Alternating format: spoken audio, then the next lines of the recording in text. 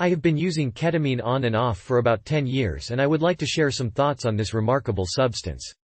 I first used it in 90 or 91 in an East Coast city where I had friends who worked in a hospital.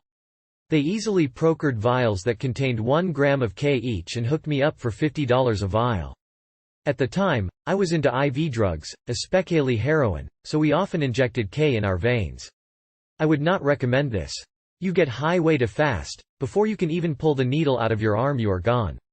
I scared the shit out of my girlfriend once by accidentally doing twice as much as I had intended, due to a mix-up of 8.5 cc and 1 cc syringe. She thought I was dead. I could hear her screaming at me and crying, but I was unable to speak and let her know I was okay. I felt like she was yelling at me and I was in the bottom of a well and too far away to respond. She wound up dumping ice water down my pants in an attempt to revive me. Not a pleasant way to come down. More often though, we would evaporate the liquid on a plate in a 200-degree oven until we were left with lovely white crystals. They would form on the plate in beautiful concentric circles, and they resembled formations found in caves. We would insufflate this and watch Love Boat reruns on television. Back then, I would often experience a strange feeling of being homesick or missing a departed friend while I was under the influence of the drug. At times, a friend I will call in and I would blow through a whole gram between us in a single evening. Not recommended either. The next day I would feel like someone had scrubbed my brain with steel wool. I didn't use ketamine from late '92 until January of 2000. This was due to my cleaning up from the hard drugs and discovering Iyengar yoga. Yoga became my drug of choice and still is, although while in India I ran into my old friend, K. I procured a 1-gram vial of ketamine in Delhi for 150 rupees, about $3 American. This is a good deal. So, we had a little reunion party and I am very glad.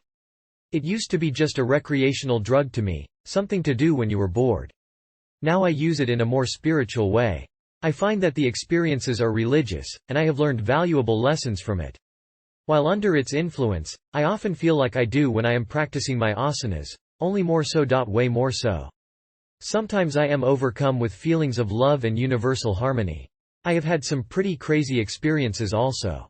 Once, with a friend, we were listening to a musical piece on the radio consisting of acoustic guitar and a flute.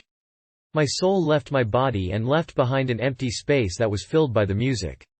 Just like water assumes the shape of the vessel that contains it, the music took the shape of the empty space that my soul had occupied. I know this sounds absurd, but if you have done K it might make sense to you.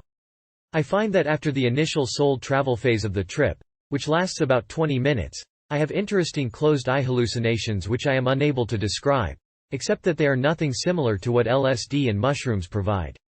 The K is hard to come by where I live now on the west coast of the States, but can be sometimes found for $80 a gram, already cooked down. It seems to be uncut to me. Some thoughts on usage. Many reports I have read on the web say that the IM shot is the only way to go, but I do not agree. I think you can get just a rewarding experience from 100 mgs insufflated, followed by 50 mgs about 20 minutes later. I have found that if you happen to be on MDMA at the time, 75 mgs is plenty to send you into another dimension. If you do choose to bang this stuff in your muscle, you may be sore in the injection site for several weeks, and this screws up your yoga. Setting seems to be very important to the experience. I get off the best when it is completely dark in the room. Always take the phone off the hook and resist the temptation to call someone while you are high, or you may end up like me and have a friend who refuses to erase her answering machine tape that has recorded me sounding like a total idiot. I honestly do not understand how people take this stuff at dance clubs. It must be small dosages. When you do enough to have the real spiritual journey K can provide, you will not be able to walk, let alone dance. Get comfortable, preferably in bed and with a loved one to hold if possible. One of the only negative things I can think of to say is that I have seen several people get extremely nauseous when they come down, 2 have even vomited. So be ready for this possibility.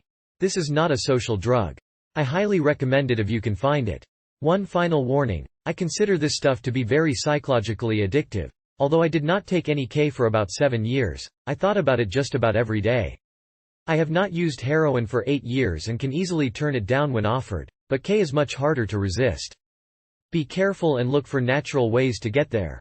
Practice yoga.